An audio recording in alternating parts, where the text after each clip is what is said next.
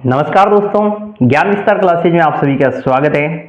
आज की इस वीडियो में हम समझने वाले हैं कि किसी भी एग्जाम में नेगेटिव मार्किंग कैसे अप्लाई होती है और जब आपको एग्जाम देकर आते हैं तो अपने नंबर कैसे ज्ञात करेंगे कि मेरे कितने नंबर आ रहे हैं। तो बहुत ही आसान तरीके से समझाने वाला हूं और परीक्षा से संबंधित जो भी महत्वपूर्ण बिंदु हो सकते हैं उन पे भी मैं आज इस वीडियो में चर्चा करने वाला हूं। तो ध्यान से समझिएगा, कोई भी डाउट रहे तो आप मेरे को कमेंट करके पूछ सकते हैं।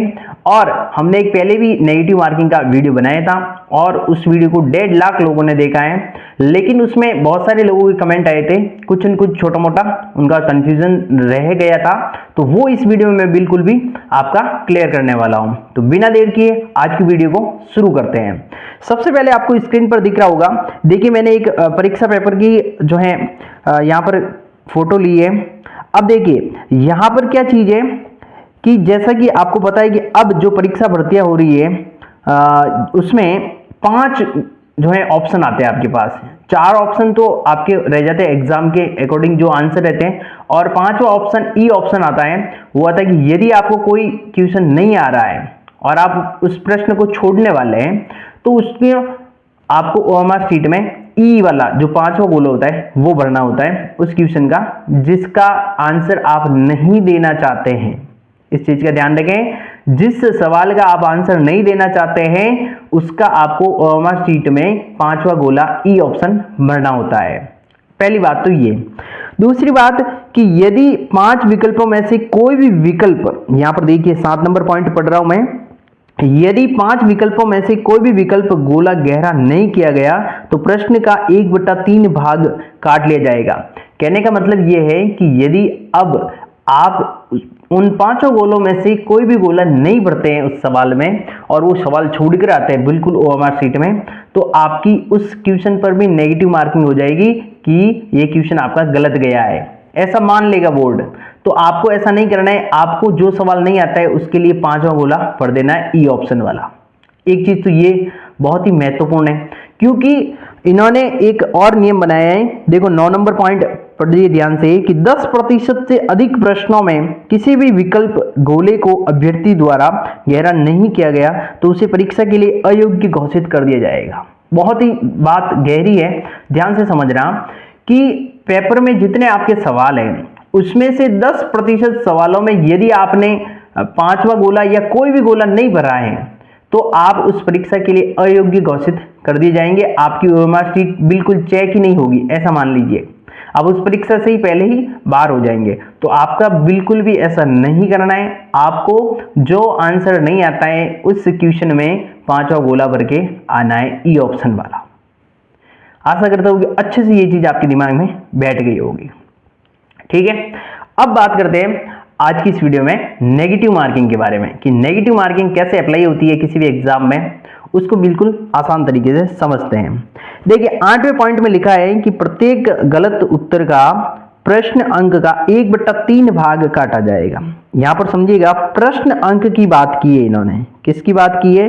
प्रश्न अंक का 1/3 भाग, यानी कि 1/3 यहां पर नेगेटिव मार्किंग रहने वाली है। अब एक एग्जांपल से मैं आपको इजीली समझाता हूं। जैसे मान लीजिए आप कोई परीक्षा देने गए और उस परीक्षा में 100 सवाल आए। कितने सवाल आए? 100 सवाल आए, 100 प्रश्न रहे। ध्यान से समझिएगा, आराम से। 100 प्रश्न रहे और प्रत्येक प्रश्न 1 अंक का है। प्रत्येक प्रश्न 1 अंक का है, तो वो पेपर कितने नंबर का होगा आपका? 100 अंकों का होगा कि नहीं होगा? अरे होगा कि नहीं होगा, बताइए। होगा। तो 100 प्रश्न है प्रश्न पत्र में, एक प्रश्न 1 नंबर का है, तो उसका अंक भार कितना हो गया प्रश्न पत्र का? 100। अब देखिए आप में से कोई विद्यार्थी है जो इस 100 प्रश्नों में से 80 प्रश्न वहां पर अटेंड करके आता है एग्जाम में। अटेंड का मतलब वहां पर ओएमआर शीट में 80 सवाल जो है अटेंड करता है। अब 20 सवाल उसको नहीं आ रहे तो 5वां गोला भर के आया होगा ई ऑप्शन वाला। ये चीज आप दिमाग में सेट कर लीजिए।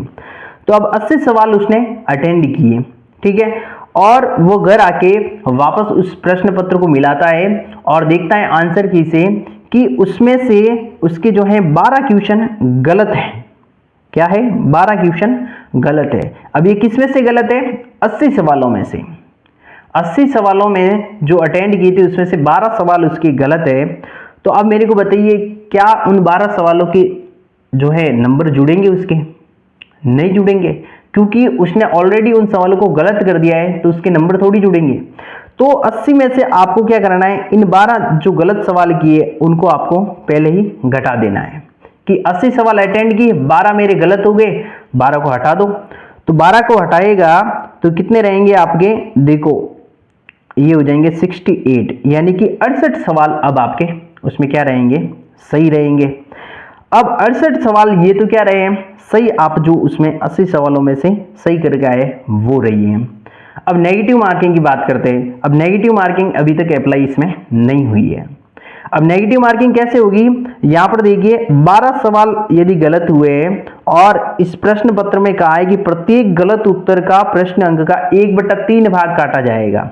तो 12 प्रश्नों के नंबर कितने होते हैं, एक सवाल 1 नंबर का, 12 सवाल 12 नंबर के। अब 12 सवाल जो थे इसका 1/3 करते हैं तो आपका निकल के क्या आता है, 4 3 12, यानी कि 4 सवाल कह दो, क्योंकि एक सवाल 1 नंबर का, इसलिए यहां पर नंबर कहो चाहे प्रश्न कहो, बात सेम ही आएगी, आंसर सेम ही आएगा आपका। तो यहां पर 4 नंबर जो है नेगेटिव मार्किंग के आपके और कम हो जाएंगे। तो आपके पीछे सवाल कितने बचेंगे, 64, और 64 सवालों के नंबर भी कितने आएंगे आपके, 64। तो इस प्रकार से ये नेगेटिव मार्किंग यहाँ पर काम करती है।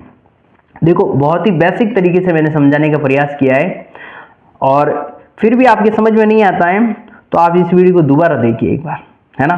क्या करेंगे, इस वीडियो आप दोबारा देखना, जरूर समझ में आ जाएगा। यहाँ पर 1/3 नेगेटिव मार्किंग का मतलब भी बता देता हूं मैं कि यदि आप 3 सवाल गलत करते हैं तो एक सही सवाल आपका जो किया हुआ है उसके जितने नंबर आएंगे वो आपका वापस क्या है, कट जाएगा नंबर एक सवाल का। ठीक है, ये होती है 1/3 नेगेटिव मार्किंग। बहुत ही आसान तरीके से समझाने का प्रयास किया है। अब देखिए एक चीज यहाँ पर समझना, अगली स्लाइड में मैं आपको समझाने का प्रयास करता हूँ। इसका आप स्क्रीनशॉट लेना चाहते तो ले लेना, ठीक है, नहीं तो ये यहाँ से मिट जाएगा। अब देखिए अगली स्लाइड में अपन बात करते हैं, यहीं पर बात कर लेते हैं। जैसे अपन ने यहां पर देखा था कि 100 प्रश्न थे। अब 1/3 नेगेटिव मार्किंग हुई, बहुत सारे विद्यार्थियों का सवाल आता है कि सर 1/4 नेगेटिव मार्किंग होती है, उसको कैसे ज्ञात करते हैं। तो वो समझिएगा, जैसे 100 क्वेश्चन थे उसमें से 80 अपन ने अटेंड किए थे और 12 जो है अपने गलत हुए थे, तो क्वेश्चन सही कितने हुए थे, 68। अब 1/4 नेगेटिव मार्किंग का मतलब होता है कि 4 सवाल गलत होने पर एक सही सवाल जो आपने किया है उसके नंबर आपके कट जाएंगे। तो 68 सवाल आपके सही हुए। अब 12 सवाल गलत है तो इसकी नेगेटिव मार्किंग निकालने के लिए क्या करेंगे, 12 सवालों के नंबर कितने बनेंगे, यहाँ पर 12 नंबर ही बनने वाले हैं, 12 अंक ही बनने वाले हैं। अब 12 अंकों का 1/4 करते हैं तो 4 3 12, यानी कि 3 नंबर आपके और कट जाएंगे। तो 68 में से 3 नंबर यदि काटते हैं अपन तो पीछे कितने बचते हैं आप, ये 68 में से आपके 3 नंबर कट जाएंगे तो पीछे बच जाएंगे आपके 65, कितने 65 अंक बच जाएंगे। आप चाहे इसको प्रश्नों की संख्या से ज्ञात करें चाहे अंकों से ज्ञात करें, आपका आंसर 65 ही आएगा। ठीक है, ये चीज थी बिल्कुल आसान तरीके से। अब देखिए एक और चीज पूछी जाती है बहुत सारे विद्यार्थी द्वारा कि सर यदि किसी एग्जाम में एक प्रश्न 2 नंबर का हो तो अपन 1/3 नेगेटिव मार्किंग कैसे ज्ञात करेंगे। ये भी सवाल बहुत ज्यादा पूछा जाता है कि यदि एग्जाम में एक सवाल 2 नंबर का है तो उसमें नेगेटिव मार्किंग अपन कैसे ज्ञात करेंगे। बहुत सारे विद्यार्थियों को कमेंट भी आया था। अब ध्यान से समझिएगा उस चीज को, यहां पर मैं आपको आसानी से समझाने वाला हूं। अब देखिए जैसे अपन बात कर लेते हैं कि एक कोई प्रश्न पत्र है जो आप देखे आए, उसमें 150 प्रश्न थे। कितने प्रश्न हुए थे, 150 प्रश्न थे, और प्रत्येक प्रश्न जो है आपका 2 नंबर का है। कितने नंबर का है वो प्रश्न, 2 नंबर का है प्रत्येक प्रश्न, समझना। अब उसमें से प्रश्न पत्र जो आप देख रहे हैं उसमें आपने अटेंड किए क्वेश्चन 130 सवाल जो है आपने वहां पर परीक्षा में अटेंड करके आए। आप अटेंड करने के बाद आप घर आके आपने प्रश्न पत्र मिलाया आंसर शीट से, आंसर की से जो भी आती है आपकी, तो आपको पता लगा कि वहां पर मेरे 21 सवाल जो है, मैंने 130 सवाल जो किए थे उसमें से गलत हो रहे हैं। यानी 130 में से जो 21 सवाल गलत हुए, क्या उनके नंबर जुड़ेंगे आपके? बिल्कुल नहीं। तो 130 सवालों में से 21 सवाल को पहले ही आप कम कर दो उसमें से। तो 130 में से 21 गया तो आपके बचेंगे 109 सवाल। अब आपने उस 150 का जो प्रश्न पत्र था उसमें से 130 सवाल अटेंड करके आए। उन अटेंड किए हुए सवालों में से 21 सवाल आपके गलत थे, वो हमने घटा दिए, और अब आपके सही सवाल कितने बचे हैं? 109 सवाल। अब प्रत्येक सवाल जो है 2 नंबर का है, तो मेरे को बताओ 109 जो सवाल राइट है उसके कितने नंबर आएंगे आपके? 218 नंबर। कितने नंबर आएंगे आपके? 218 अंक आएंगे आपके। 218 अंक तो आपके किसके आए? जो आप सही करके आए हैं प्रश्न, उनके नंबर आए। अब बात करते हैं नेगेटिव मार्किंग की, कि नकारात्मक अंक कैसे यहाँ पर नेगेटिव मार्किंग एप्लीकेबल होगी। तो यहाँ पर समझना, 8वां जो बिंदु है ना, पॉइंट है ना, यहाँ पे देखिए मैंने आपके सामने जो पेपर की इमेज लगाई है उसमें प्रश्न अंक का 1/3 भाग काटा जाएगा। तो प्रश्न अंक का 1/3 भाग मतलब कि 21 प्रश्न आप गलत करके आए। 21 प्रश्नों के नंबर कितने बनते थे? एक सवाल 2 नंबर का, तो कितने नंबर बने? 21 दिया 42, 42 नंबर है। अब 42 का 1/3 आपको निकालना है। 42 का 1/3 तो 14 42, यानी कि 14 नंबर आपके क्या हो जाएंगे? 218 में से नेगेटिव मार्किंग के कट जाएंगे। तो 218 में से आप 14 घटाओगे तो आपके कितने नंबर बचेंगे? यहाँ पर 204 नंबर।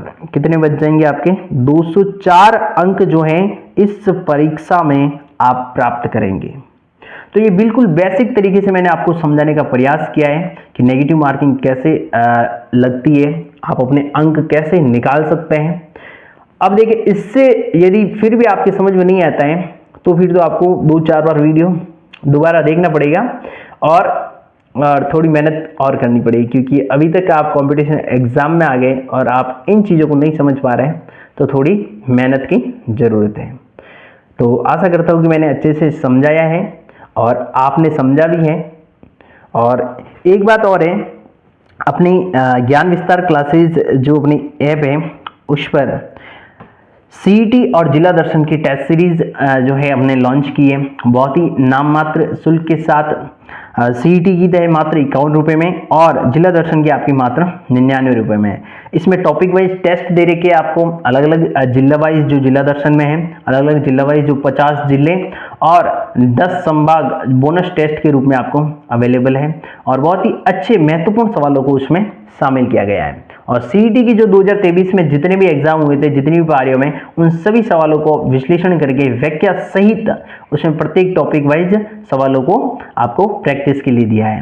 तो आप जरूर से इनको प्रैक्टिस करें और ज़्यादा से ज़्यादा जितने भी लोग हैं अपने दोस्तों परिवार के सदस्यों के साथ और भी जो भी आपके मिलने वाले हैं उनके साथ ज़्यादा से ज़्यादा शेयर करें, ताकि उनको भी इन चीज़ों का फ़ायदा हो सके। तो दोस्तों, कैसा लगा आज का वीडियो और कैसी लगी इन्फॉर्मेशन जरूर बताइएगा कमेंट में। मिलते हैं नेक्स्ट वीडियो में, तब तक के लिए राम राम, जय हिंद, जय भारत।